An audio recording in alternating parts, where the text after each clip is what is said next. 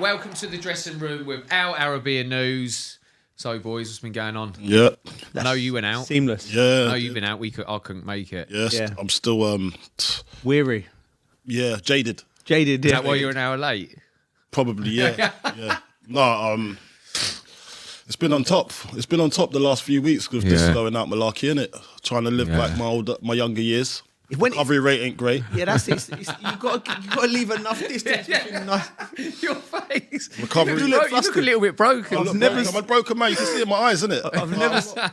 I need some shades on. I bet the being late bit stressed you out a bit. Oh, I hate being late, man. It's just like the worst. That comes from football, that does. No, You know that. I'll tell you what's happened. Go on, yeah? just tell me, come on, let's go. So, the reason why I was late today, lads, is because I've been trying to do some good in the world. Go on. I've got myself an electric car. Love that. Now, I got it, and I haven't put the power point in my house yet to charge it. So I've got to find destinations to try and charge my car. Yeah. Now, Can't you there charge? should be an etiquette for charging cars because there's not enough pods around. No. There's not enough pods. 100%. So all of this malarkey about getting everybody into an electric car by the year 2030, is it? Yeah. It's not going to happen because they've not invested enough in charging pods. Yeah. But can't you just charge them a plug socket in your house? No. What do you think this is? A Nokia 5210? I had a Mini before. And You I just need a plug it into converter. the No, you're outside converter. plug. You can, but it's slow. It's a It's slow so burner. slow. Like. It's like Do it overnight, 2 kW. innit? No, but you need the because need the pod, they come and install You need it. a thing where you come in and it's like charging your phone. But he's right because I had an electric car in London I charge mine slow overnight. and it's hard work. And there's loads of different brands that do the charging. So you go to one, and you've got to put all your details, in again. It's so They want to know everything, Yeah. and then there's a different brand. It needs to be like if they were serious about it, which I don't think they are, it needs to be centralised. And like you said, the infrastructure is not there. No, it's not. So, And it's ended up with us being late, so it's your fault, and Boris. we're trying to keep it green. We're trying to keep it green. And look, remember when we done that thing for BT Sport? Yeah. We're trying to say, I'm going to change it to an electric car because Yeah. our carbon footprint is too high at the moment. Yeah. I'm trying. Yeah, we're trying. I'm trying, but they're not making it easy for me. Come true. on, man. It's got to get better. If we're going to do it, let's do it properly and invest in it. Yeah. Don't just say it. Invest in it. Exactly. We're here now. Anyway, that's my Yeah. little rant. You made it. You made it. That's my rant. What you, mate. mate? You been up to much? What have I been up to? I've working hard, mate. I was at Chelsea on Tuesday night. They were excellent. Southampton were dreadful. And then I was at West Ham against Leicester on Thursday night. Just to highlight them two games. So I've watched the two worst. Saw ya? Yeah, the two worst teams in the league, Southampton and Leicester, right? And like in relegation battles, and a couple. The one for the theme of it was for me. Why I looked at them for why are these two teams? Because they got quality players, both of them, Southampton and Leicester. Why are they where they are? And it was. Do you know it was something as simple as Cole? It was going with runners. I was looking at both. I noticed that. Going with runners. It's work rate. I'm like, yeah, and I'm like, that's why you are where you are, lads. Like, and I highlighted it. And sorry, geezer. Like when you're doing the show and I'm highlighting it and we're working with the analysts and they're saying, do you want to say the player's name? Yeah. I'm like, no, I don't want it to be personal because it could have looked personal because but I was taking the names off. Look, and I wanted to highlight to the people watching. Just look at this. And it was run after run. Yeah. And, When you're down there, you want to be the best at the things that are easiest to get. Yeah. Like work rate, staying with runners and things like that. It's easy to get it, really, isn't it? It's just staying switched on and putting the effort in. It's the bottom line, innit? It's the bottom line that you should be doing. Like, and you want to have all these. Want to score the best goal. You want to have a great defense, clean sheets. But you got to put the bottom line in first. Fundamentals. The fundamentals. That is what you've got to go for. If you can't get that right, or you can't work harder than the team that you're facing, then you're gonna have an uphill struggle. Because you can have all the skill in the world. Yeah. But it's like what Roy Keane says. Like, you can have all the skill in the world, but if you don't have the basics, then forget about it. Yeah. And that's a lesson for young kids. I know. Yeah, that is a lesson. That's why I was trying to do it for the kids. But what else have I been done? So I've been writing my book with journalist Sam Wallace. He's doing a great job. So we've been meeting up. We're doing it for a year now, nearly 18 months. It's nearly finished, right? So I usually go to the local gym to go with him over like different chapters of your life, things like that. but we got. What you do in the gym? No, not in the gym. Like I don't listen. Man's lifting weights like that. Yeah. That's Time when I went down in the box, it was a dive. No, right, so anyway, The dumbbells. we're in the cafeteria area. Do you know what I mean? Yeah. So it's lively. There's people coming in. You know people, and I was talking about, and it got quite an emotional part of it, right? So I'm sitting there like, and I'm an emotional guy, and I started like I was crying a little bit. We're talking about my childhood, but things that was happening to me and things like that. Blah, blah, blah. And then when you see it, then as soon as I started seeing people walking in, looking at you, and then you look, I'm thinking, mate, I just made it uncomfortable for them looking. And I'm all right. There's nothing wrong. I'm just being a bit. So that's what I was doing. That's nice though. Yeah. It shows. Do you know when people cry, like men cry? It shows strength. See my wife, right? Yeah. Like she cries. Yeah. When we're watching a movie, she'll only cry. Or a movie, it could be a documentary or anything. She'll only cry when a man cries. Really? She won't cry when a woman cries. Is that a thing? Yeah, I can see that. Well, yeah. Because I don't know why. She just always cries when it's something emotional. She cries only when a man cries. When a woman cries, she don't care. Yeah, I know. It's weird, isn't it? Yeah. Strange. No, but it was. But I'm standing. I'm fucking. Well, it's good to cry. Yeah, and it's about your story. Yeah. Anyway, so that's coming out soon. I'm excited about that. Actually, I've really enjoyed doing it because you don't realise like all of the different parts of your journey leading up to where you are. It's been good. But it's good to do. Is everything in there? A few bits left out, maybe. I think You want to throw anyone under the bus? This guy's lived about 5 lives, different lives, mate. 5 different lives, mate. But there's, I've been open. I've been very open. And one thing I've been very mindful of is like I don't want it to be like there's obviously people I get on with better than I get on with other people, but I think it's pointless me being negative. I don't really want to dig anyone out. There's situations that's happened in my career and my life which I'm going to have to explain and say this is why this happened and for this reason. But I've tried to be fair. Like I thought of everyone I've spoke to who have been slightly had a disagreement with when I write about it in the book. Yeah. I'd like to be able to sit them and say, listen, this is what happened from my perspective, and this is how I felt. Do you know what I mean? So I can speak. Everyone always sees stuff differently, don't they? Yeah. Feel stuff differently. So if anyone else talk about it in the book, if I met them, I could stand and have the conversation with them, and be honest. Like, and I ain't into like settling score. I ain't really got anyone I want to settle a score with anyway. But it's been like it's therapeutic. I found it. I didn't think I would, but I found it really therapeutic and really. Just like nice. And hopefully people might. I'll enjoy it. I bet it's nice for everyone to do look back on their life. Yeah. Nice. It's going to be a great book, mate. Yeah. Well, thanks, mate. Well, you have to say that. You're with me, mate. No, to be fair, I wouldn't want to do one. We'll just leave that. We'll just leave that in the archives of my memories, mate. That's it. I'm not letting everyone know.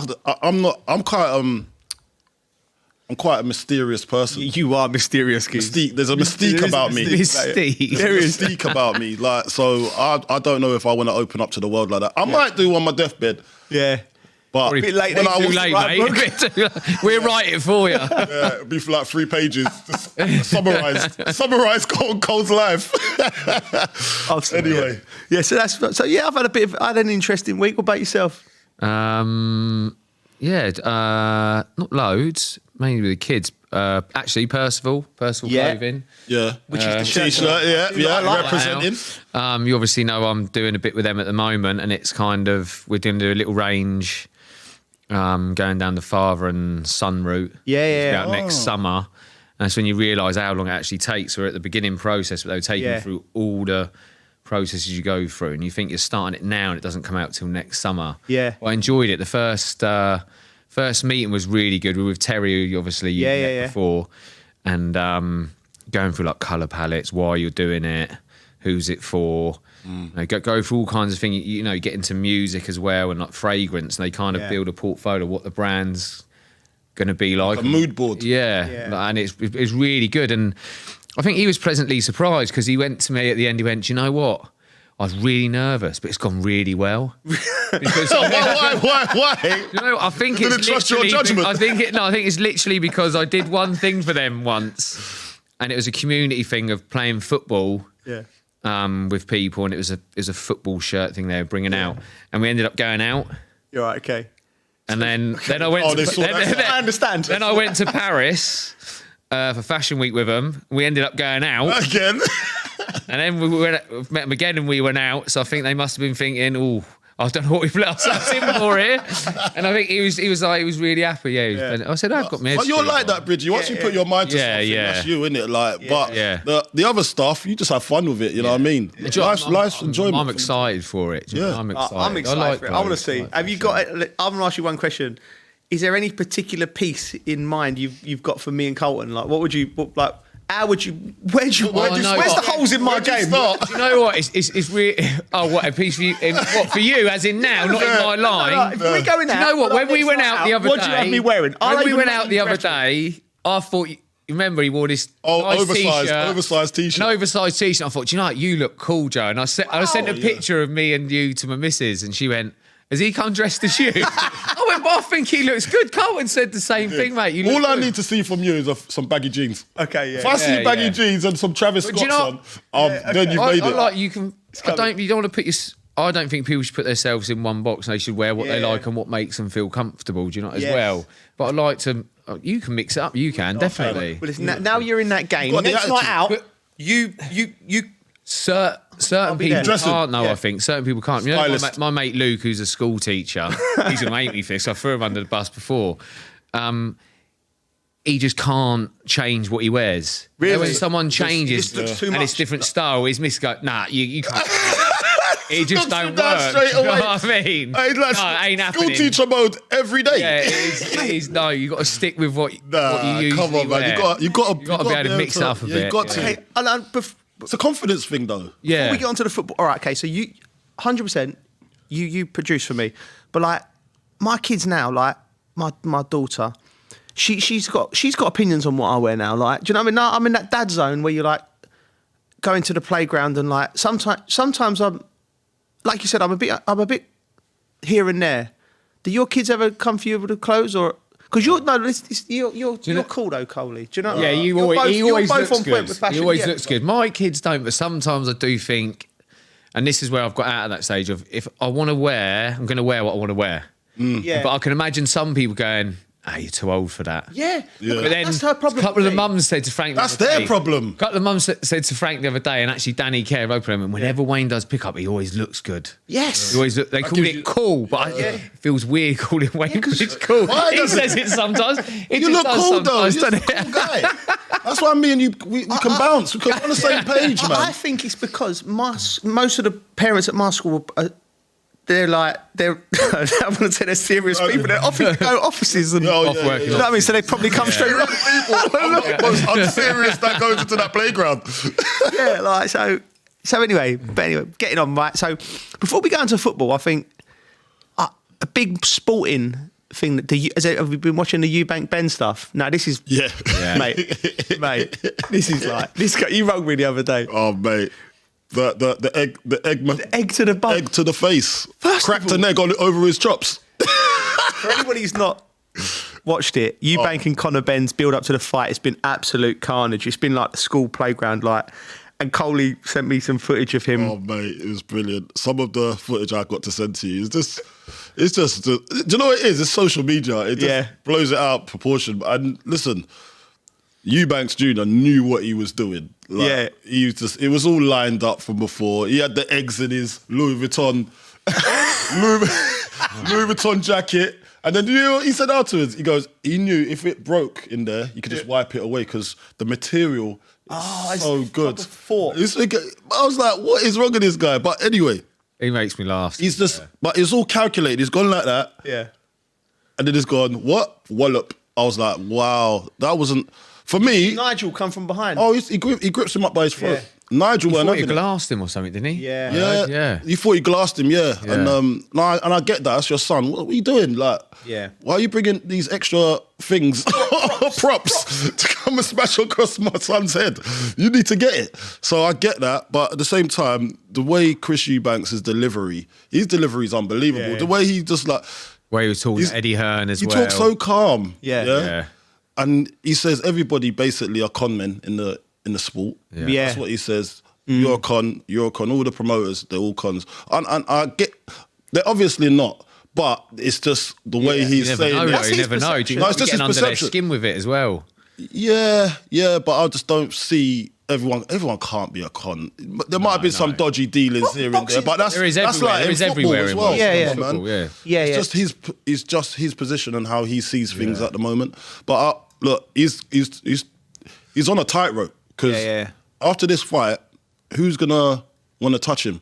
Do you know what I mean? Like he's not Eubank or Eubank. Yeah. Depends who wins. Because it's Shalom. That's his. Is it Ben Shalom? Yeah. That's his. That's what it's mental. Wasn't it? Like the promoters were going out, weren't they? Eddie and Shalom. Yeah. So it's a bit weird at the moment. But look, I also want to see Connor because I know Connor. He's a West Ham fan. Obviously, so I've got Chris Eubanks Jr. My cousin knows him really well. Right. Okay. And just the nostalgia of the whole fight because of the two dads. Yeah. It's amazing. And you're never going to probably see something like this again when the two sons. From their two dads, though? Yeah. Bridgie, it's honestly, from mate. that, isn't it? 'Cause I remember watching them back in the day. I used to love watching it. Mate. But is their hatred literally just come from that? Genuine hatred was the biggest fight of the 90s. I mean, growing up watching it, and I was a massive Nigel Benn fan. Yeah. The way he fought was just like, the way he was as a person, this brash kid from you wouldn't want to down a dark alley, do you? Yeah. He's just... You wouldn't make meet him. Nah, not at all. But those fights were great back then. But do you know what, Bridgie, as well? Like, because of that, it's so amazing that their sons now get to display the same hatred for each other. Like, come on, man. When is this going to stop? Why is a family feud like? I know. It's unbelievable. But it's sportsmanship as well. Now, I watched Eubanks Senior, and he was like, because he's not on his son's camp. Yeah. And he was saying, I'm scared for my son.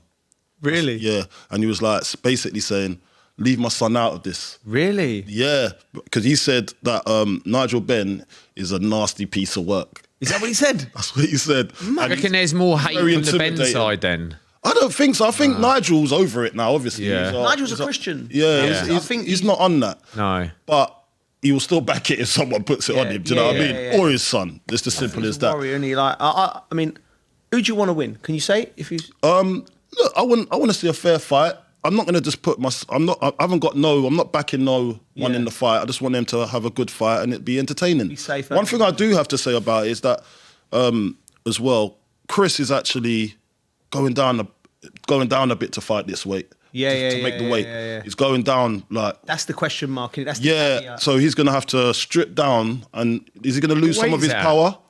We're fighting at 160, so I think Conor Benn's welterweight, so he's coming up and Eubank Jr.'s coming down from 168. Coming down's worse. Yeah. Coming down's hard, I don't know. Yeah. It looks like a big difference in size. He's always in shape, isn't he? Yeah. Eubank, always in shape. Never looks like he's ever... No, he's getting 35. Old, yeah. You know what I mean? So it's going to be an awkward fight. It's not going to be... It's not a matched fight. Yeah. So someone's going to have to lose something or trade a little bit of something to one get of something else. Out of egg on their face, isn't it? Connor, if he loses, because he's having his face already, and Eubank, well, Connor loses. I don't think if you lose to him. If Connor loses, I don't think that's a bad thing for him because Chris Eubank. Everyone's kind of. I think when I'm looking at from people in the box world, I think they're expecting Eubank to win just the size and what he's done before. Yeah, he's fought some big fights, hasn't he? Yeah, already.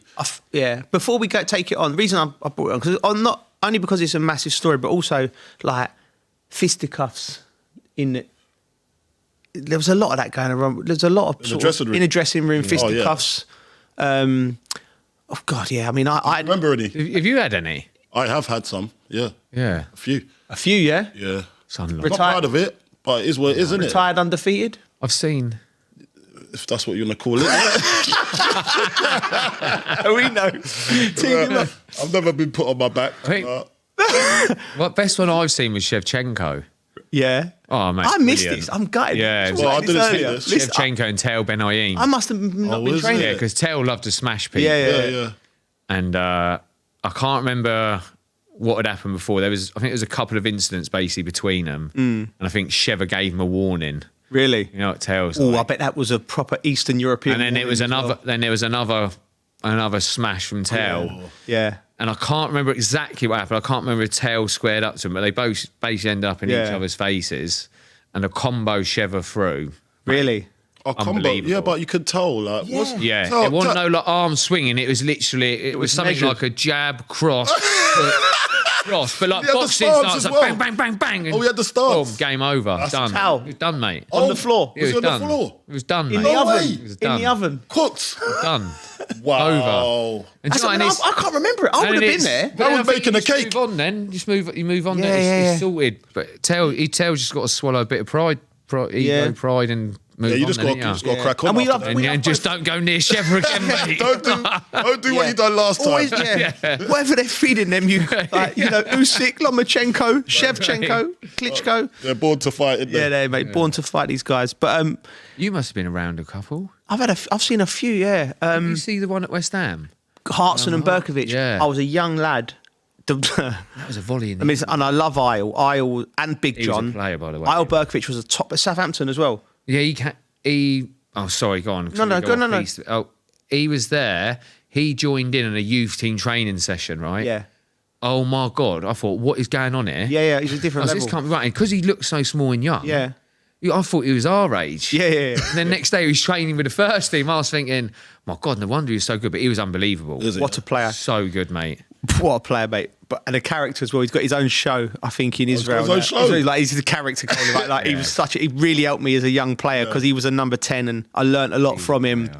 But I was with a youth team, we was on the next pitch and they were there, and I remember what I remember from it. I remember looking over and seeing a melee, but Big Righty, the laugh, you know, Righty's laugh.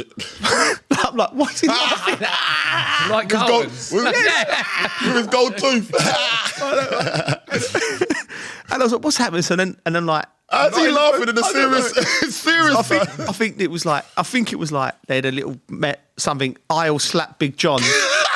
Like on his knees, slap Big John. Doing? And then Big John, he's on his knees and Big John just volleyed his head. Volleyed his head? Like that. And then like there was footage there. So that's how I know what happened. I didn't actually see it, but I heard Righty's laugh and thought, and then I just saw a melee. Oh my God. But it was down the time football was more quaint, right? It was because West Ham was an open.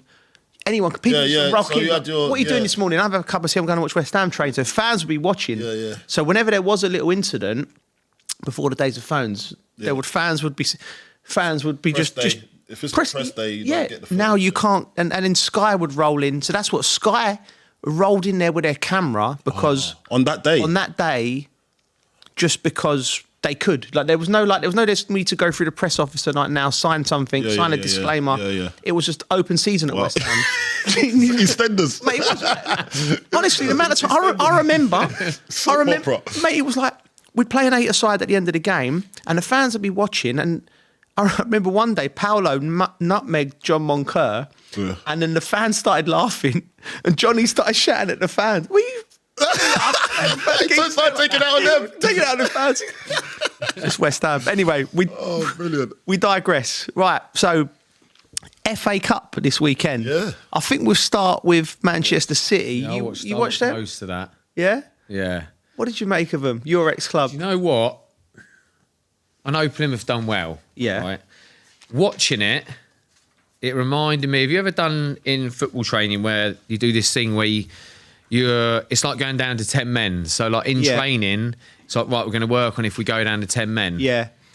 It reminded me of that where it was like, right, we're going to sit here, let them have no space, and make it really difficult for them. Yeah. That's what it reminded me of. Yeah. And I always thought during that game it was just a matter of time. Yeah. Just a matter of time before they get fair play to Plymouth though. Like they give it everything. They defended well, but I always thought it's a matter of time. It's going to take a little bit of brilliance from someone because some of the positions they were getting in, like De Bruyne, the way he was whipping in some of the balls and just You got on the score sheet as well. a matter of time. Yeah, Got on the score sheet, and that he looked needs good. that confidence as well. There was this one short corner he played, I think with Jack Grealish, and he played it and he knocked it back. You know, he used to just whip it into the box.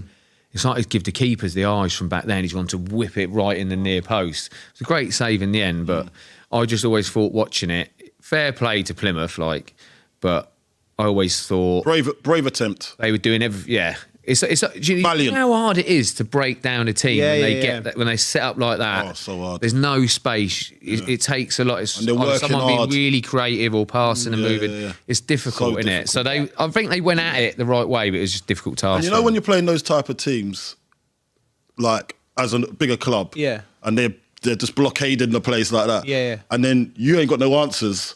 The pressure as the game goes on. The pressure increases more and more and more. And then sometimes they end up scoring because you wasn't concentrating on defending because you've been trying to break down this wall for ages. And then they just go and get a freaky goal and then you're done. So it is a risk. Yeah. It's also easy for me to sit and say it was a matter of time, but they were just creating and fair But it's good to see Nico O'Reilly as well. Mate, buzzing for him. What do you know about him, Coley? Because you're in that world, aren't you? Is he high praised? Is he? It's highly thought of in that group. You know what I mean? Because they've got a few coming through. They've got McAtee as well. I like him. O'Reilly, and then they've got a few others, some younger ones coming through. That's probably got a chance of securing the bag over there. Do you know what I mean? Because like you want to see, especially when a club of that stature's got loads of money and they could go and buy anybody they want. It's nice to see them still nurturing the youngsters and giving them a pathway into the first team because. What's the point of that winning so much but you can't produce any players? Yeah, true. You got to be, and that's your bedrock. You got to always, that's the foundation for any football club, the youngsters coming through and giving them chances. Even if they don't make it playing game to game, at least they're involved and getting the experience. Some of them are going to play Champions League and doing all these bizarre things at that age and getting the experience to go on and kick on. It don't have to be at Manchester City where they actually make it and make a name for themselves, but at least they're giving them a chance to make a name for themselves. Do you think, Bridgie, right? So Manchester City, Cole Palmer, obviously they let him go to Chelsea, which now looking like a bad mistake, and Delap as well, another centre forward now scoring goals. He looks good as well. So do you think now they're having a look at that and going, no, we need to give these young players a chance as well as buying the Marmoushes of this world and the best players? Do you think it seems like they surely going they must that way. be a little bit, and I think there was talk of them trying to Chelsea trying to get him, weren't they? Yeah. So I think, we can't let that happen again. Yeah. Another Cole Palmer incident, but they've got to really, haven't they? You've got to give them. But mate, I say they've got to. They haven't because they can maybe attract players. So. But a Cole Palmer. It's a lot of money in it. Forking out so expensive to buy players. If you can get a homegrown player, I think it's great for the club. Great, the fans will love it. Yeah, like homegrown support, they love it. Fans always love it, don't they? Yeah. They just don't like it when you leave. Cole Palmer just go back and get abused. Yeah. The Cole Palmer situation. The Cole Palmer situation is not as easy as that looked because Cole Palmer wanted to leave. Yeah, because he wants to play. He sized it up. He thought, I'm not going to get the game time here. Yeah. And at the time, they were showing loads of love to Foden more than him. Yeah. And so he's probably thinking, well, I want to set my own stage. Yeah. He might not have done what he's done at Chelsea. No, so sometimes we always talk about players moving from here to there or leaving it when they shouldn't. But that's just their path, innit? And there's nothing you can do about it sometimes. And they're probably better off in the long run. You know, it just makes, sometimes you got to go. And if you're serious about the game and playing football and playing football matches, you're going to go where you're going to want to play and that wants you. Like, they are going to have to, have a look at their squad now and they say, okay, he's not cutting it. Who's young that can come into there and do the same job? Because then we go to cut prices here. Yeah. You know what I mean? Because they're going to get into trouble soon because of, the fair play, financial fair play. So they've got to promote from within. They've got to adjust. I think you're right. I just want to quickly jump onto this for a second, right? Before we move on, because it's something that I saw in the press this week. This new goalkeeper rule. Have you heard about this? Right. So apparently now there's a new rule coming in where goalkeeper catches the ball. Now, 8 seconds. If he ain't offloaded it by 8 seconds, you're going to give a corner to the opposition. A corner? Yeah. What? Is there already a rule in place? 10 seconds, isn't it? It's 10 seconds now. Why did I think it was 4? Or was that back when we were playing? Maybe I'm wrong. You must have been rushing the goalkeeper to pass the ball. I thought 8 years ago it was like you got 4 seconds. You can't keep hold of it too. You got 4 seconds. Get rid of it. No, you get told to hurry up. Now this is. I'm sure there is. Someone's got to Google this. There is a rule. It's got to be. There is a rule. 4 seconds. I don't think it's 4 seconds. It might be 8 seconds. It might be 10 seconds. But it was supposed to be a free kick given. But I think the punishment would have been so harsh. Say the goalkeeper's he's holding it for 14 seconds and the ref goes too long. indirect free kick from the penalty spot. It's too harsh. And it was never enforced. But apparently, there's going to be the new rules they're going to be enforced now. So, and I think that's more of a leveler. Like if you go 8 seconds, 9 seconds, 10 seconds, you can see the corner. Yeah. It's enough it's a deterrent, and it's also not enough for the referee to imagine a referee done that now without the backing of then they could be. It could just opens up descended the carnage. Yeah. All right, maybe the 4 second All right, rule. Stato. The 4 second rule was a 4-step rule. Remember the 4-step rule? 4-step. That's the dance you were doing the other night. What he said 4 steps. So it's 4 seconds or 4 steps. It says at the turn of the millennium, the 4-step limit with the ball in hand was changed to become a 6-second time limit. I knew there was something in play. How do you know that? Yeah. I don't know. I just vaguely remember it. I remember something. 3 ex-professionals. What are you going to do? It's never rarely enforced, is it? No. You might get told to. Well, the odd one might get a yellow card when they take ages. But yeah, the 8-second rule in a corner, I reckon I'll just give it an indirect free kick. That'll stop them from doing it. Like any indirect free kick in the box. Yeah. Or direct. No. Indirect's too harsh. Indirect free. But corner's good.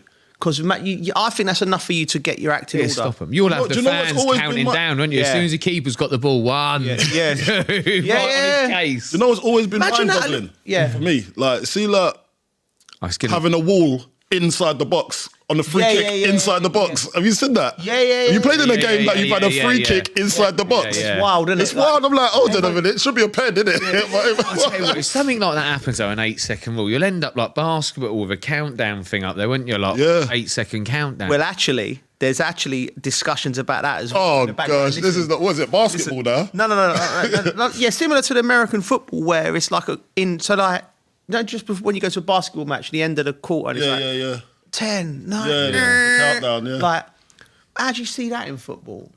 Well, this is what I'm. We don't like change. I'm going to fans would be bringing all sorts of. I'll tell you what it is, Bridget. To make that noise, won't they? They have something that makes exactly the same noise. You're going off constantly. Not us Brits. We ain't doing that. We ain't doing that. It's too corny. Come on, man. Come on. We ain't have our fans coming with horns and that. Like, there's no way. What's the ref going to have to do at the end of the day? He won't be doing anything, will he? Exactly. Yeah. I'll just stop it. Stop changing it. I'll tell you what's happening. I'll tell you what's happening. Yeah? Go on. It's the commercial value. Really? To have it being watched across the world so it's more enjoyable and more intense, or something's always going on. Why would you change? You know why? And I'll tell you why I'm putting this down to. It's the owners. Yeah. Now, the owners in the Premier League, there's more American owners coming into the game now. So they're trying to... And I'm not saying it's their fault, but I think they're trying to commercialise it so the Premier League gets bigger and say about this. Go on, carry on. And it's more marketable. Just more palatable for certain other sports people that want to watch sport, but they might see a 45 minutes very, very boring. Yeah. Because they don't know the technicalities or the tactical sport. Yeah, but that's the thing. This is the most. They need to relax. It's the most watched sport in the world, and they need want to relax, make it more exciting. This is it, right? No, this is it, right? They want to make it more exciting. Don't change it. I want to sit them all down and say, listen, stop. Let's all sit around the round table. Foley, he's at the helm. You, Foley, Glazers, whoever else, right? Listen, don't change it. You're all here because football's already is perfect. It's a beautiful, the beautiful game, right? Yeah. All of the come in, try. It's like, imagine you can get all of the like engineers in the world and everything, and they'll come down. And remember when they invented the wheel, right? Yeah. How are you going to make it better? Make it You're going to go from A to B. Make it square. And some club, mate, it come in with a little bit of something, a bit more grips and that. Football is football. Yeah. Leave us be. Yeah. Changing all these rules. But then you've got tanks. They've not got a wheel. Yeah, right. Tanks but how many tanks you seen down here outside driving around? True. They're very specific. That's true. Football's perfect. Leave it. We've gone from 8-second rule to tanks. I'm just saying, he said reinventing the wheel, so I was like, well, a tank ain't got a wheel. Yeah, it's true. It's true. Do you know what I mean? Someone did. But I don't like them changing. Another rule earlier about if the ball goes out of play now, the clock stops. Yeah, that's it. That's it. The countdown clock. The countdown. So at the end of the game, it's like... I thought it was a countdown for the keeper. Do you know... No, countdown with the keeper. Yeah, with the keeper. But also on top of that, for the ball goes out of play, time stops, so it comes back in. Do you know what I mean? No. No, what? Leave it. You can't have a buzzer going off and the ball goes out of play and then a buzzer when it comes back That's what in. happens in American sports. Yeah. No. Yeah, it is. Have you ever been to a basketball match? Yeah, some geezers on the clock. Just Mate, it ain't making noise. America's had some wild things. Can't waste When I time, played in innit? America, the first time a corner come in, so like it's all quite. It was a small stadium, weren't many people in it. He's taking a corner, and I'm right, but there's a speaker right there. I'm taking the corner, and I'm like, and it's corner kick sponsored by. And I'm, It's wild.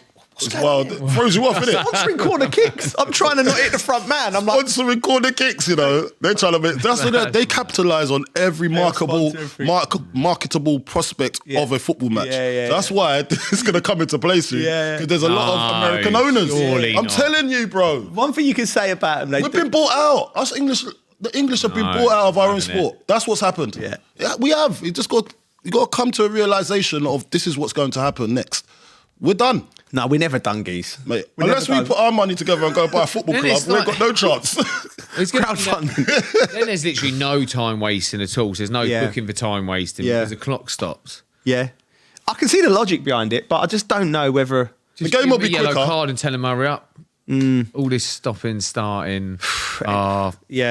Just A yellow card's not excitable though, is it? let the Really? ref the game. Yeah. Yeah, but a yellow card's not excitable for the fans. All right, well, give know, him to a get- try and- penalty. to try and- Right, instead of giving him a corner, then give him a penalty. That's more exciting.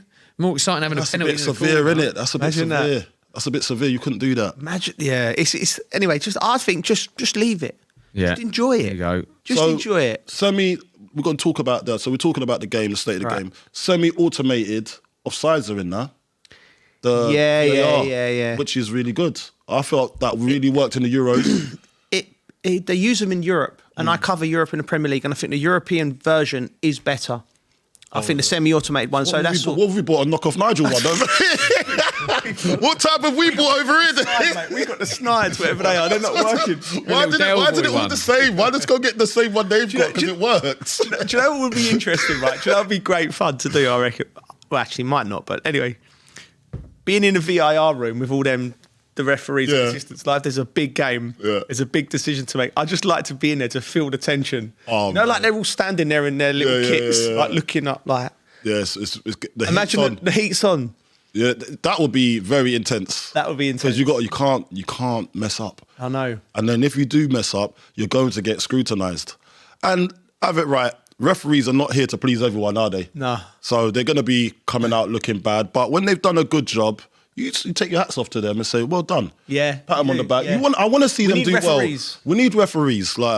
And we don't want We to... also need traffic wardens. We don't have to like them. Tell you what, you need some referees this weekend with the sending offs there. We do need traffic wardens. What about... What's going on with the lollipop ladies now? Are they on the lollipop man? No, I ain't seen them. Yes, I don't really see them anymore talking about that. I ain't seen the lollipop. That I wasn't expecting you to go there. I know. I was, So where's that come from? Mate, this is how my brain's working, bro. Mate, sending weekend. offs. Sending offs. Sending offs. I can't wait to get with you two again. Right, okay, right. Sending offs again, right? The Newcastle game, Newcastle Brighton, what a game that was. But the sending offs, Anthony Gordon. By the way, I love Anthony Gordon. Yeah. I love everything about him. I think he's a throwback footballer. Old school banner. Even his Barnett's throwback. It's like the 1980s. He's gone for he's permed. I don't know what he's done. He looks amazing. I love the kid. Do you know who he reminds me of? Go on. Gordon Strachan. Yeah, you know, a tall Gordon. Yeah, Strachan. tall Gordon And Strachan. That's a compliment. That's a compliment, by the way. Strachan was a player. And do you know Yeah, who told he me was, about? by the way. Do you know who Yeah. actually? It was a person that actually don't really watch football like that. Wow. Saw him running on the screen, and then it was my my in-law, Yeah. my mother-in-law, right? And she goes, "Doesn't he look like Gordon Strachan?" I was like, whoa, Gordon, where's... Two worlds collide. I couldn't believe what... I was like, I didn't even know who she knew Gordon Strachan was. I didn't even know. And all of a sudden I said, I see it. Yeah. I do see Jinky it. winger. Yeah, Jinky winger. Yeah. Same Barnett. Yeah. Like, it's crazy. But we love him. But Yeah. he made a rig, didn't he? I felt for him miss, because red miss. he's going to miss the cup final. And What is he doing? listen, I don't want to listen. We've all done messed it. up. We've all done stupid stuff, and I feel for him because he's such a top player. He is. He is. I mean, The player made a meal of it, didn't he? You was see him rolling about on the floor. Oh God, though. the player. It was a push in the head, wasn't it? He's rolling around the floor and he's smacking the floor. What is with his that? hand going, oh. Oh, was it? What I are you didn't see doing? that. I didn't see that, but I just saw the incident, but I didn't see the No, he's rolling around the floor, holding his head. Combat smacking rolls. the floor with his other hand. I was like, baby. Do you know what? Whenever I see Baby. If I'm a Roy Keane's referee- gone, big baby. Bridgie, if I'm a referee and I see that, I'm giving him a yellow card. That's what as well. I said. That Give him a is- yellow card You for need a that. yellow card Yeah. too. It's like when your kids, you know, when your kids fight. It's never like 100%, and it's maybe 80-20. Yeah, But yeah. you've got he needs discipline. Yeah, he needs discipline. If you ever done a head injury where you've cut your head, you ain't on the floor like going, oh my head. You just No, you're like, not. You're moving. just like, oh, You I'm stay hurt. still. Yeah. Yeah. He's like, oh, is there blood? Is there blood? I You're not going to go like I that. don't want to see how much blood there is. I know. Yeah, he annoyed me. So yeah, he should have got booked. And Lamptey's was harsh. Lamptey's was harsh. Lamptey's was harsh. You know, it, yeah? very I didn't harsh. see that one. It's harsh. It was one of them. Yeah. That's where the referee's nature's come in. He sent off a Newcastle star player in a crucial point of the game for a silly incident, and I think he's one of them. Lamptey give him an opportunity where he's late to level it, didn't he? Yeah. And I think he just took it, the referee, and levelled it up. So That's what comes to that point of like if you've got the other day about having wingers, get at the fullback. It's so easy to get yellow cards these Yeah, days. it's true. It's true. That's a part of the pitch that you can Yeah. actually go and do that Get now. at him, make Get at him, him. like make challenges. Yeah. Like you can That's get true. someone sent off a lot easier like now than back in the day. One thing I did Yeah. see is Welbeck's heroics. What a lovely finish that was, eh? Little Yeah. dinky doodah. Like that's how you want to finish off a Yeah, game. yeah. Did you see the celebration? Welbs don't really do this as well. Yeah. He went on the billboard on the yeah. advertisement board and went like that. I was like, yeah, he's the boy. He is the boy. He's done so well this season, hasn't he? He just does well. What all a the career time. he's had as well. Yeah. Let's get it right. Manchester United, Arsenal, Brighton, all the injuries he's had.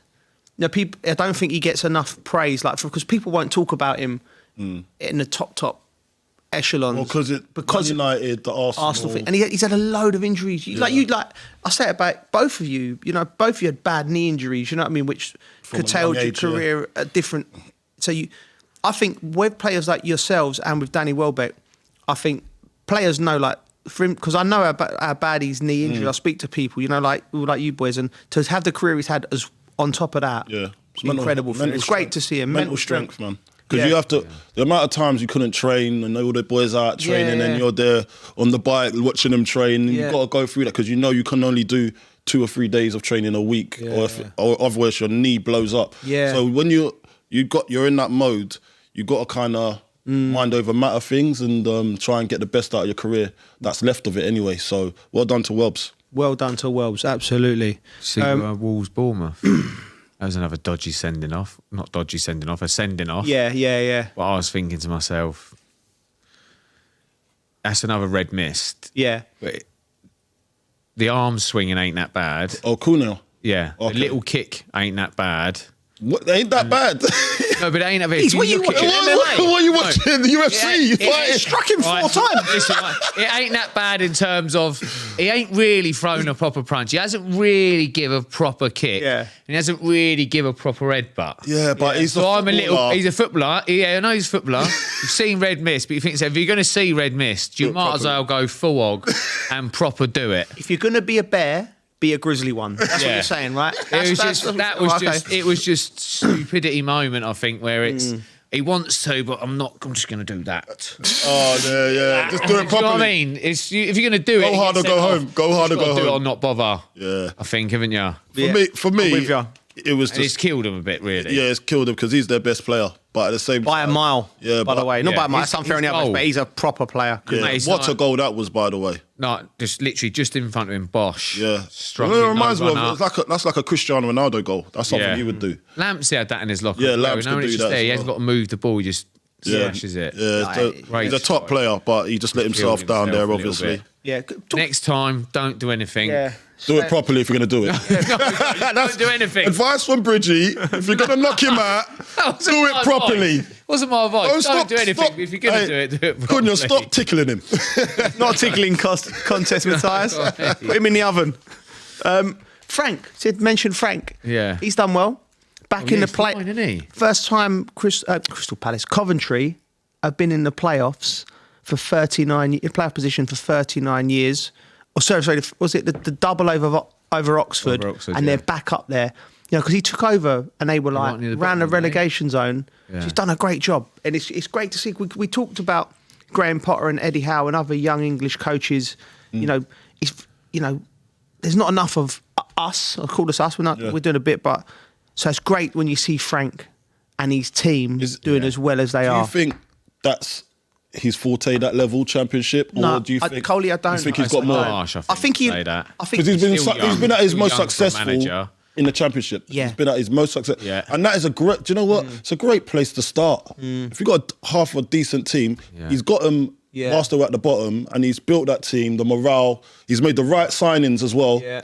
Like in the windows, and it's kind of boosted him up to get to the next level. I think any job would be hard as a manager. I think the Championship's the hardest league. I think the competitive nature of it all, and the disparity in like when the Premier League teams come down, they got I get what you're saying, but there's so many managers that has gone from Championship, brought the team up, and then just failed miserably. Yeah, but that's hard to take a team up and really.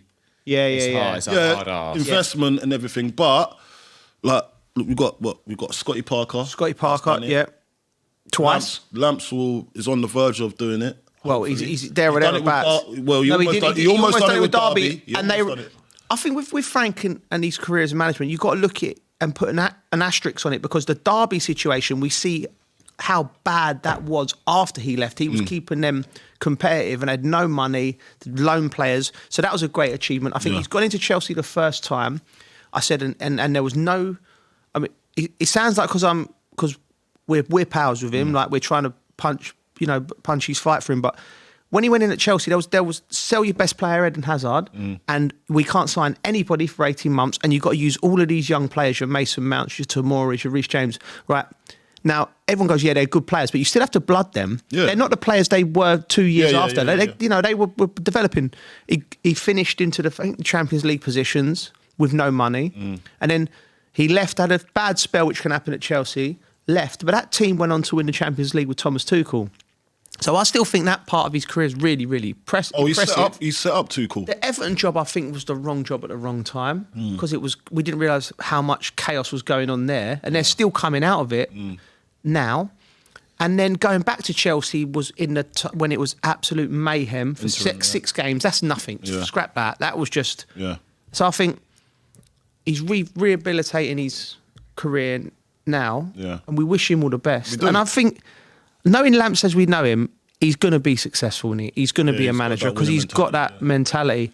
And that rubs off on the players. When you got listen, because you're a great player doesn't mean you're going to revert that into being a good manager or a decent manager. Yeah, you still got to know how to fill the room. Yeah. Or know how to get the best out of each player. All of that is skills that might not have been practiced whilst you're a footballer. Yeah. You could know the game tactically, technically, all you want, but football's a people's game. So if you can't get the best out of... So one good move what I thought he done when he was at Chelsea was employ Jody Morris, who was, at the time, a few years before, was the under-21s manager. So when they said that he was coming in, it was just the right move, because those boys knew who Jody was, and already had a relationship and a rapport with him. Jody and Joe Edwards as well. They both at Derby with Frank, weren't they? Yeah. Jody's at Derby with Frank. I think so. So seamless. He knew the players. It was seamless. So I don't think he gets enough credit for what he done at Chelsea the first time. But we wish him all the best. He should do, because he set Tuchel up for that Champions League win, mate. Yes, listen, that team, them young players, all gone on, and they're in the middle of fantastic careers. Should we go into Europe for a little bit? Because I want to ask you a question, Coley. About Europe? That's not my thing. Centre forwards, right? Yeah, okay. Harry Kane, right? Yeah. He's on the verge of securing his first major trophy with Bayern Munich. In recent match, they came from behind to beat Stuttgart. Kane contributing, I mean, what do you make of it? Like, is Harry Kane? First of all, does he need to win trophies? Yes, he does. You do? Okay, he needs to win trophies. He's got all the personal accolades. Yeah, right. He wants to win him as well. Yeah. He's got all the personal accolades. He's such a great player, fantastic guy as well. Yeah. And you want to see him do well. He's obviously he's Spurs, innit? Like, you get that part. He had to leave to try and have any kind of chance of winning a trophy for such a great career and a great player. Yeah. So now when you look where he's gone, so Bayern was the right candidate. It was just a bit weird when he's gone there. For the first time in years, they won no trophy. He must have been thinking, man, what have I done? No, what people must have been thinking is, this guy's a deterrent to trophies. It doesn't... It's horrible. Yeah. I'm joking. But I was like, this guy got to be the most unlucky person in the world. Like, there was one time, remember, when he could have almost got to a final with Mourinho. Yeah. And then Daniel Levy sacked him before the final. Like, come on, who does that? And got Ryan Mason in. It's like, it was like the universe was moving. But no, because because I think he's one of the great. No, not I think. I know he's one of the greatest players that England's ever produced. Certainly one of the with those greatest, numbers. if not the greatest goal scorer. So I'm really pleased for him that he's on the verge of winning it. Where do you stand on it, Bridget? I think he's brilliant. Yeah. Like I said this earlier. How old is he now? Must be 31, 32 or something. 30, yeah. Something like that. He's mate. I hope he wins it. Do you know what I'd love to see him go though? Go on. I hope he wants to come back to England. I'd love to see him go Arsenal. Oh, Bridget's just you're just mischievous. They need him. They need a centre forward, and I'd love to see another people top listening to this in player their go cars in Arsenal. North London. There's like the emotions you're stirring amongst people in this Come area. on, Harry. We're in North London. Once he wins this trophy, He's not back at Arsenal. he might want to come back to the ends. That's what I mean. North London, isn't it? It's down the road. Yeah. You know what I mean? He could go back in his old house. Imagine if he wins something there and then goes to Arsenal and wins something as well. Do you know I what? don't think he would do it anyway. Do you not think he would? He wouldn't do it, no. I think they'll be like, listen, Big Soul it still hurts Big Soul, doesn't it? He went from Tottenham to Arsenal and Yeah, but that was straight from, like, there was no gap in between. there was no. And it was Do you reckon it's that bad if he goes Arsenal? For him, I do. Yeah. I don't think he can even consider. They hold him up like God over there. And rightly so. And rightly so. That would be salt in the wound. I think I'd just be happy with him if he went there and won something. But be happy. With Arsenal. With Arsenal, I'm not sure about that, mate. Yeah. I hope he wins. It would make sense, He wins. though. Yeah. It would make sense, because I look at it. It makes sense because they need someone. We're always talking about who could they get. Only if he wanted to come back to England, that is. They won't get him otherwise. I know. Only if he's desperate to come back. It's funny, like, because the Sol Campbell thing we was talking about a couple of weeks ago. Like the hatred's still there. Like he's still earning from it. He done an advert. I know, I saw it. Was it a Samsung advert or something? Big Sol's like talks about the deep, the effect it had on his life. Then as soon as there's a deal on the tape, go on. Oh, it was a Google advert. The Google picks Big Sol. Oh, mate, it was hilarious. Mate, if there's any one character to handle that kind of pressure, it would have been Sol, because he was like smooth, innit? Like he can just take things in his stride. If you're insulting him, he was like, okay. Yeah. Just crack on. He's cracking. Like, it does hurt him. It must hurt. Yeah, like when the whole fan base that you actually grew up in that in that system. Yeah. And then Yeah, I know. Man, and they're just always giving you a hard time. Always, and they're so hurt. And then the worst thing about it, you've gone on to win something. Yeah. They can't really say nothing, but they still do. Yeah. But then he gives it back though, so you can't complain either. Yeah. It's a little bit different to like Ashley leaving Arsenal to go, Ashley Cole leaving Arsenal to go to Chelsea, because it worked out in the end. Yeah. But they thought it was all about money. Yeah. And it wasn't. There was a miscommunication there on how much he was going to get and how much they valued him. So, and then they labelled him Cashley. I remember that. That was great. And that stuck as well. It stuck. Cashley Cole. I think he said, we'll have to get him on once, but I think he said the Cashley moniker actually came from Dennis Bergkamp, because he had a dodgy number plate and he didn't realise that it looked like it said cash. Actually, he didn't. We'll get him on. We'll get him on to confirm that. It'd be nice to know the nice story anyway. If Bergkamp did give him that. Ruben Amorim. We talked about him being the absolute nightmare for the press officer, because he's giving out. Yeah. I think there's a little bit of he had a little something to say about Wayne Rooney, who I thought was back in the. He was doing the game, weren't he, for BBC or ITV? I can't remember it was. And former United star Rooney labelled Amorim's comments as naive, pointing to the team's poor league position. Mm-hmm. And I think Amorim has come out and sort of He just, I just think it's just, I don't know, what can he say, Coley? What can he say, Amorim? Look, for me, Amorim doesn't want to budge his style of football, or he doesn't want to, and we talked about this before when City was on here. City feels that he shouldn't change his formation. He plays a 3-4-3, doesn't he? And he doesn't want to come away from that.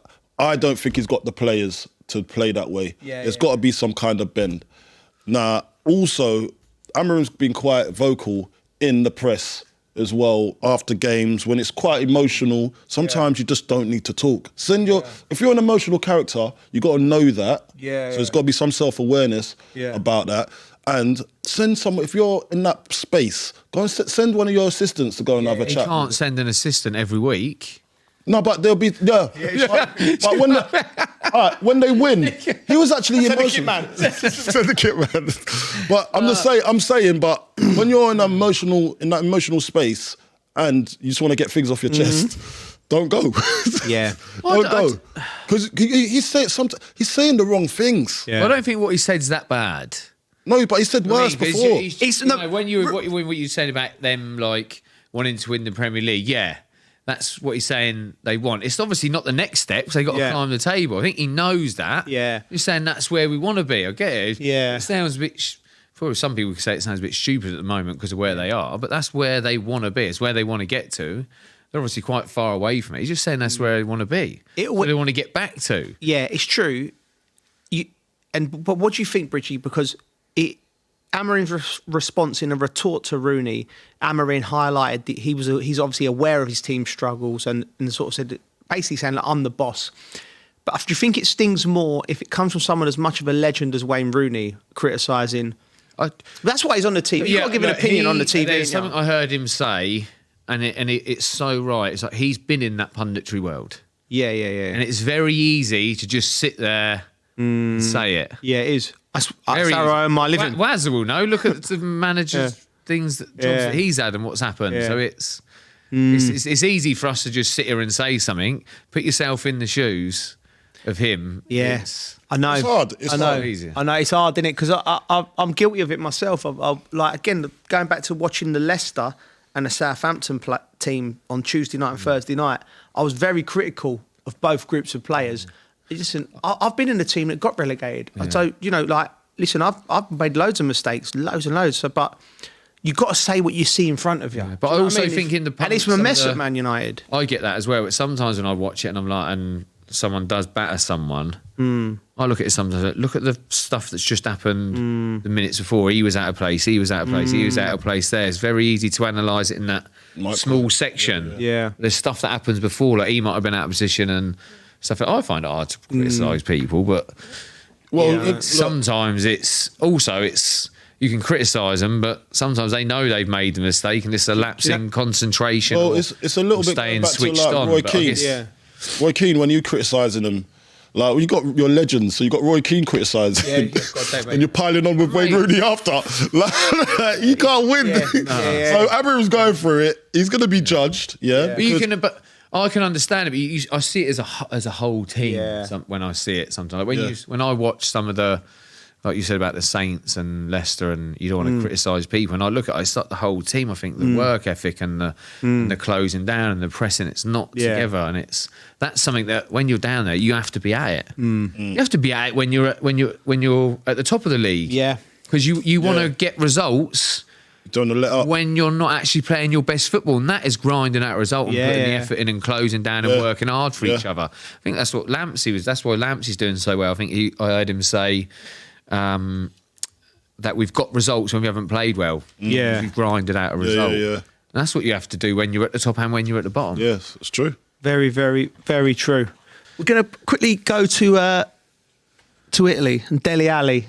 Yeah, he's in the squad for the first time in 2 years, and it's great to see him back playing football. Like, we've very well documented, weren't it, Bridgie? With his struggles with his mental health, and things that happened to him as a child, and he lost his way. You look at him, and like 2018 World Cup, he was starting. He was like one of the main men for England, and it's great to see him. He's got Cesc Fabregas as his manager. He's rebuilding his career, and he got in the squad for the first time in a long time. What do you make of him? I hope it's a corner turn for him. Yeah. You know, I don't think it's so easy, like we say, it's so easy to judge and say things about people when you don't know the full story, obviously what he's been through, and then the mental health side and addiction and everything. But you never know what's going on in people's lives, do you? I can't put myself in his shoes. Yeah. I see it's obviously what he went through as a kid, horrible for anyone. Yeah. Depression, the addiction, like, it's horrible. Yeah. It's horrible to see. So I'm hoping it as a corner turn for him, definitely. Yeah.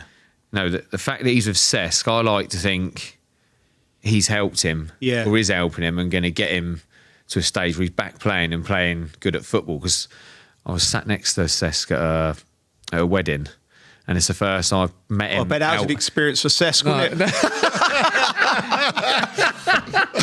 Yeah, Right, he was like, my missus don't like going dying. to weddings with me.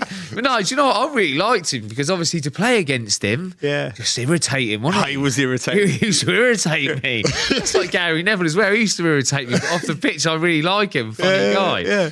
But I sat with Cesc, and obviously it was great to talk to him. You know, he's still into football. I think his missus was a bit like, why can't he be a bit like you and stay away from it? I was like, he ain't got it in him. But obviously speaking to him about it, you know, he loves the game. And he's doing really well as a coach. So, you know, I think I hope it's Cesc that brings that old Dele Alli out again. It'd be nice to see. Yeah, we love a redemption story in England, and we wish him all the best. And I think Bridgie's right, Cole. I think having an ex-player like Cesc, who was a great player, I think his arm around him. Easier to. It'll be easier like to fielder as well. Yeah. If he believes in you as well, you know what it's like. You know, they say when strikers play on confidence, if you've got a manager that really believes in you and he's telling you, I know you've got it and I'm going to help you. And Well, this is what the thing is. Dele's had this before. He's went to Everton With Frank, great, and for me, it was quite bizarre. I thought that was going to work. I thought it was a no-brainer. The reason why I said that is because, but that's why he was going things. He still wasn't clean off the pitch, so it didn't help him to go somewhere. Because I heard some other stories that when you present yourself to a new football club, you've got to be humble, kind of thing, and especially if you've not been playing. And you're going to need an arm around you, and you want someone to feel sorry for you a little bit and just try and coax you to get back to your form. I don't think that he approached Everton in that way. Yeah. So sometimes it's about self-reflection and how am I going to do things better the next time. Now you're going to another world-class player, that's going to try and do the same again. Now you've got to make this work because these guys play in your position. They understand what you need to do to be top tier. For everything he's been through, I know, like I said, it is getting that right. Yeah. But it is getting it's getting the help. And I think he's obviously gone through getting help. Yeah. So now... He thinks he's ready. I hope so. I had a life coach over the last couple of years, and I got into meditation again. Yeah. Which I only did when I was younger at Southampton through Glenn Hoddle. Yeah. And mate, I've got well into the meditation again. It's like a total Zen. helps me relax. It does zen me out. You feel better from it. I think they should teach kids it at school. I think it should be part of the curriculum. Should be like the curriculum. But no, going back to Dele, I think when he went with Frank at Everton, I think that was before he'd sort of had that outpouring of where he just admitted where he was in his life. So he's still fighting it. The ego will still be there, and he'd be angry that he's not playing, you know. So, but I think now he's said, look, this is what's happened. This is why my career's gone off the rails. And now he's at the rebuild stage.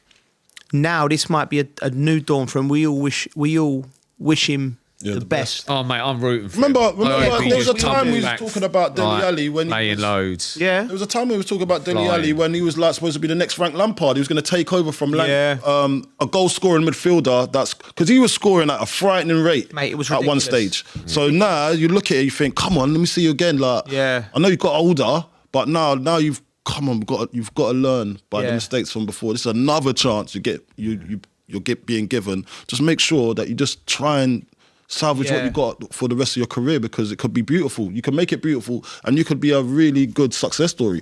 So that'll be a good book if you want to read it. If he done a book and he was successful at the end, that'll be brilliant to read. He'd be a good guest on here, by the way, Cesc. Oh, yeah, we'd love He him. would be. Well, Would he? budget, no, geez. I don't.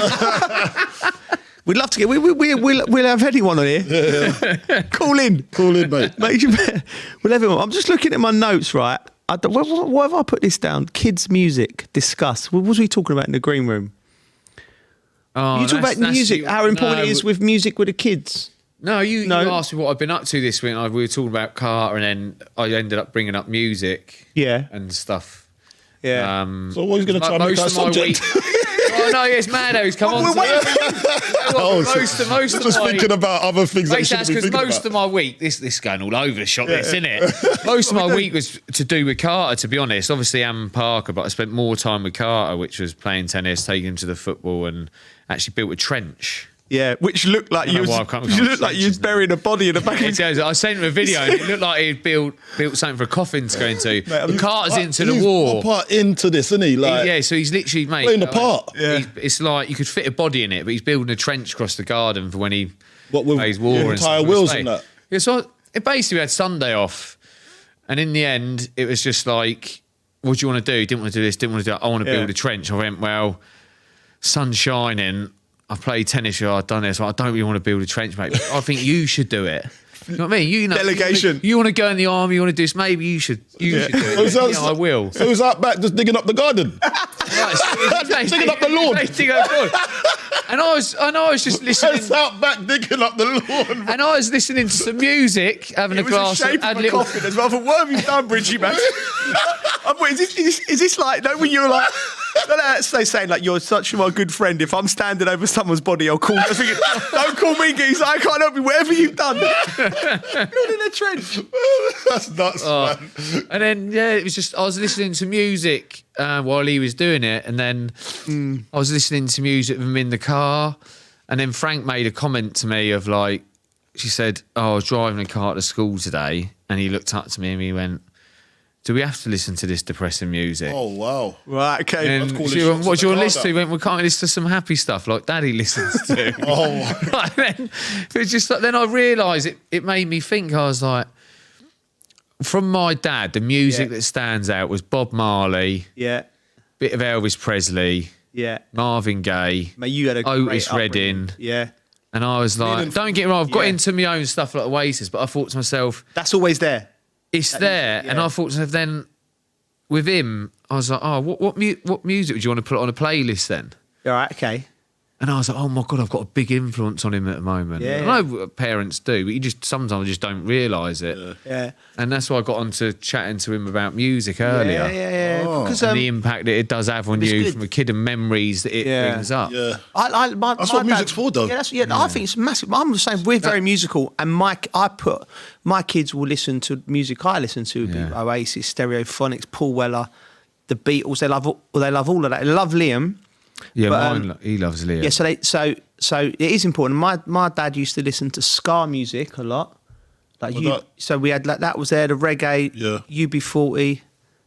So all of that's a big part of my thing. But I remember what I've written down now, because it was we got into this discussion because one of my boys is doing music at school.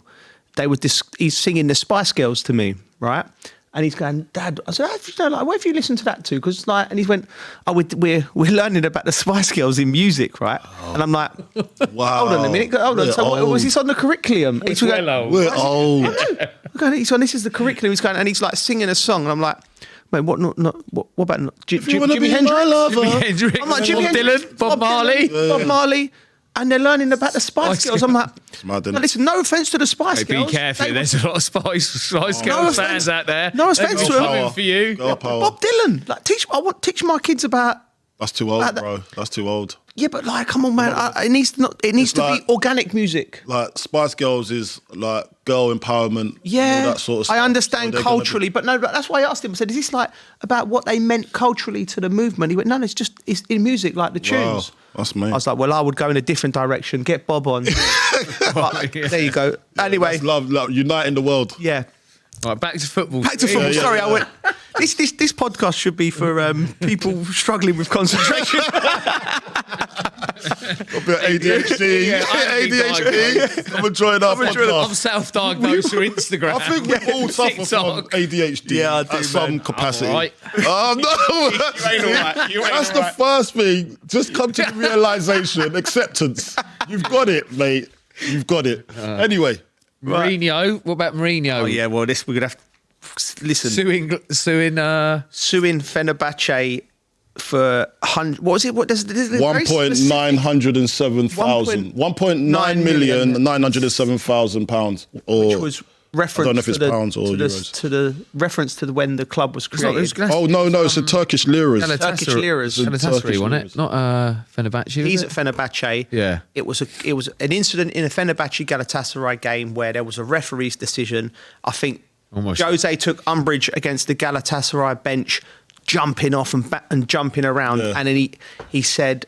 Almost said Glastonbury then. Yeah. It's like there was an rave on the bench. I still ain't sort of a ticket and I think Galatasaray thought there was a racial connotations with what he said. To who was it? It was. He said it Was it in to a the press bench? conference. To He the said bench. that the behaviour was the bench, that they were jumping around like monkeys, and I think what happened was they perceived it to be racial to the black players on the bench at Galatasaray. How many black players was on the bench? I need to. That's what we were looking at. I wanted to know because if Mourinho is not known for shutting his mouth at any time. If he sees something, he blurts it out, and he's very upfront in your face. We'd have known by all this time if Mourinho was a racist. He's 100% he's not a racist. He would have tripped up a load of times. He's not racist. But come on, his actions, and his words, and his support for the black community as well, can't go unmissed. Not just because of that, it's just, you just don't get that vibe from him. You know? I know his wife was born in Kenya. Right. You know what I mean? Okay. So I know he's he's been there quite a few times. I'm not saying because you've been to Africa, you can't be racist. You can have and the thing about, listen, when we talk about racism, right? You have to be a proper donut to be a racist. Come on. And the thing about, I think, not when everyone says, everybody's racist, it is to some degree, but I wouldn't say it's racist. I'll say it's an unconscious bias. Yeah. So there's a lot of unconscious bias going around. And you'd say, oh well, he looks like me, so that's why I kind of gravitate to him. People, that's why they need to listen to Bob. It's a soul thing. Like I'll gravitate to you because I like your vibe, I like your energy. It's nothing to do with your colour or anything like that. So now, me talking about Mourinho, now I'm linking it. Mourinho is that type of guy. I know that he'll gravitate to anybody, not because of the skin colour, not because of... If he was talking about that Galatasaray bench, he must have looked over and thought, they're acting like monkeys. Like, and I can imagine a caged monkey. Like trying to get out, jumping around. That's what you. What else could he? What else would he have? Well, you could have said wild animals, or do you know what I mean? Or you could have said something like caged wild animals or something. So but he's just gone to that, and then that's always a dangerous game when someone don't like you, because they'll use that against you, because now you've opened up that door for them to say that. He's left himself vulnerable by saying it, but we all know really deep down, he isn't that guy, because he's not gonna. I don't think he's gonna, like, he'll dislike someone or off the back of their character, not off whether they're. Come on, man. Or I know. I've worked with him. I'm black. I've never had that vibe ever. And if someone did, then that's not my experience. I wouldn't be able to see that. So for a whole football club, they're twisting kind of. Yeah, because they don't like him. That's it. It's two clubs that don't like each other. That's probably. But that's the wrong man to go and call a racist. That's just like, come on, go and pick someone better, man. Not him, because we know that he's not. Like, come on. So you just. You know what I didn't realise? You know, like Why we just all got? Yeah, go on. Filed a lawsuit, and it's for like 1.9 Yeah, seven. 1,907,000 liras. Turkish liras. I thought it was pounds. I thought, oh my God, that's big, isn't it? Yeah, no. I realised it's only like 41,000 pounds. He's doing it. I've only just realised that. He's doing it just to prove a point, because that's when they were founded. Oh, that's a lot of money. It's still a lot of money, but I thought that was massive amount of money, wasn't it? Richie went, is it racist to say that you call me a chimp? I said, He I said, no, you walk like a baboon. Silverback, silverback. I'm sure he called me a baboon. He called me a baboon. His mate. back's massive. It's like that. And it's also because I waddle, because I've got one leg longer than the other. Right, listen, squint your eyes. You walk in front of us when we leave. Squint your eyes and tell me what animal tunes the bike. Like a chimp. I think that's... Chimps are so strong. Yeah, I know, They're one of the strongest animals in the world. I know. You know what I mean? Once they get going, mate. You know what I mean? There's a amount of things you see it on all like YouTube. People coming unstuck, thinking they're friendly, and they're just like, mate, they're not cute. Listen, They're not another. Listen, before we leave, if you've got wild animals, be careful. Yeah, and just Mourinho, please stay away from the monkey connotations. Yes. People can read it the wrong way. Yes. You know, it's not. We all know. It's not advisable. We all know he's not racist. We know, and we are. I hope he gets what he's asking for, because it's very conniving what he's done here. Yeah, he asked for that amount because was it 1,907,000, which if you just take the 1.907, it's 1907. Yeah. Which is on the Fenerbahce badge. Yeah. Was it Fenerbahce badge? Yeah, I think so. I was like, this guy I love him. I was dumbfounded. I was like, he just loves drama. Why would you do that? Yeah, he loves it. I love him. Listen, we need him back in the Prem. We wish him all the very, very best. We love him. I think we're cooked. No, you got European football this week. European football. Ooh. Really, European football. Yeah, you're back on the screens, aren't you? Back on your screens, people. Yeah, man. Tune in. How can get you home? forget? Get home early from work. I will be breaking down some football games for you in Liverpool. Europe. I'm actually not, Geese. I'm at Aston Villa Club Bruges, which I'm really looking forward to. I think that's that. You know, I love going to Villa Park because they, when you get a new team in the Champions League and they're rocking and rolling, everyone, the energy's like. It's mustard going there on the Champions League night. So I'm looking forward to that. But I think this could be a final. It's such a good game. Liverpool versus PSG. PSG have not lost in 22 games. They're rocking and rolling. Dembele can't miss. Barcola, he's on mate, form. that's the game to watch this week, isn't it? So Liverpool v Paris Saint-Germain. I would say Paris Saint-Germain is probably one of the favourites for the first time in a long time to win it, with actually having a lesser team. Yes. So this Paris Saint-Germain version, this team I would say is more of there's more of a bond there. Yeah, they ain't got the superstars like Neymar, Messi, and Mbappe, going forward they're amazing. But what you lose is the defensive aspect of a football team that's supposed to work together. So you're basically down, when you're defending, 3 men down straight away. That was embarrassing at times watching that PSG team. And because they don't work you ain't going to see Mbappe going that way to work for his team. You're not going to see Messi doing it either. Messi just walks around the pitch until he comes alive when he gets the ball. Prowls. And same as Neymar. You don't know them for their defensive culture. So it's good to see that they've got good players still, but they all work for each other, and that's the main thing for me. So with all the chat about Salah over the last week or couple of weeks, Ballon d'Or,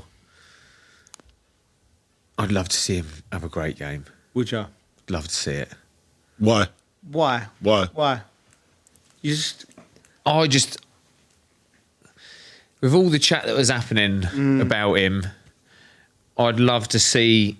Like, I'm not, obviously, Man United and teams you dislike. Liverpool aren't one of the teams that you would say, say who's going to win the Premier League. Yeah. I'd pick Liverpool over a lot of people. Yeah.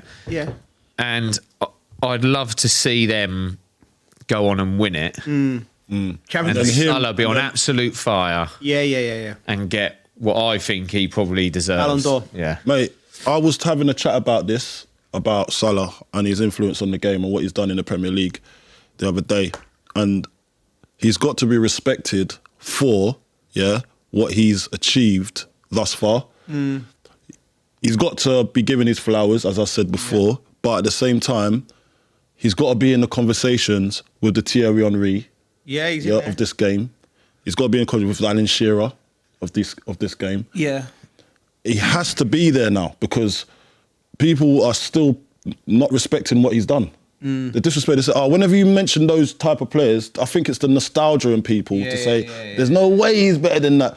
Mate, his numbers are crazy. So yes, you're right, Bridgie. I would love to see him go on to win the Champions League because if anyone deserves it and who's been keeping that club afloat with goals and his output in the game and actually how many goals he's set up. People don't talk about that enough as well. He changed his game because remember, everyone's saying he's too greedy. But then he actually now brings the other aspect when he's setting up a load of players too. So he has to be put down as one of the greatest players of the Premier League era. If they win the league this year, which I think they will, and they've got a great chance Champions League, I think this is the best Liverpool side of the last 10 years. Certainly better than all the Jurgen Klopp sides. The way Arne Slot's taken them onto another level, I feel. How has he done that in 1 year? Under 1 year, obviously. Under 1 year. In the first season. What does he do next? Because if he wins the league and then he wins the Champions League, are they still in the cups? Are they still in the cups? No, they're not in the FA Cup. They're in the League Cup final, weren't they? In the League Cup final. So he got treble. Imagine he gets a treble on his first year as Liverpool manager. Where does that take him? Does he just quit after that? Someone was comparing this season to Jose's first season before. Heard it last week. Yeah, they're up there points-wise. They're up there points-wise. We'll see what they win. Find out. Did Jose just win the Premier League? League Cup and the league. First season? First season. That's decent, that, isn't it? Yeah. Just, and then where do you go from that? Semi-final of the Champions League, wouldn't it? If you win the treble, Champions League, Premier League, and the FA Cup or League Cup, right? Yeah. Where does that leave you? Like, if you just come, this is your first season, right? What do you have to do next? Hey, go and do it again, mate. Go and do it again. The game? I think you go and do it again. I think I might drop. Go and do it again. I wouldn't even want to get paid no more. I just might drop and go. Yeah. See you later, man. That'd be your press conference after a game. Just drop it, mate. I'll be like, what's all that malarkey about? Well, what Klopp? What have you been doing all this time? Give me a call. I'll show you how it's done. That'd be brilliant. That'd be brilliant.